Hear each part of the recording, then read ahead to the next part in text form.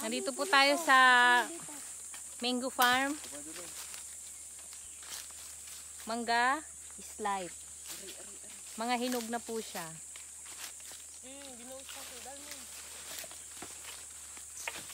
Ito oh, hinog na kaya mo.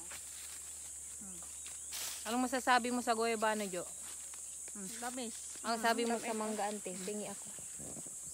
Masasabi ko sa mangga, Walang asin. Andun sa bag, yung asin. Mas masarap yung mangga dun. Malutong naman, namis-namis. Ito nahulog ko. Asin lang. Akala ko ba'y kubuha kayo ng ano, dated?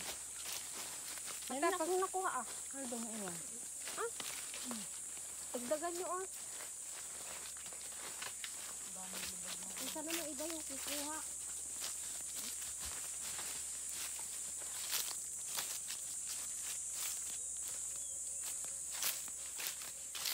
Pagdagan nyo yan. Mangga kayo dyan. Alamang na bagoong. Sarap. Nakakapanlaway. Ang daming bunga. Wala. Tita Beron is picking mango. Sabihin mo kay Nung isang araw, we are picking grapes and now we're going to pick a mango. yes. And English. also we pick a goyabano. Yeah. You know what? In picking in the outside in the morning. And that's our Basic pamangkin, English. and she was so fluent in English. So it's hard for me to understand her. Oh. She picked manga and then after morning After morning, I'm late.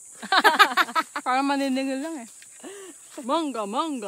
hinog ka na ba? Oo. Hinog na ako. This is round. This is ripe. sweet. It's going to taste it. Very sweet that. This is ng mga langgam. Ay! Ang sarap.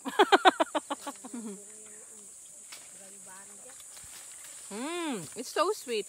It tastes like ripe mango. It's oh my god. Kaya mo yan. Kaya mo yan. It's Itchy. itchy. Dali oh. Ito pa. So it's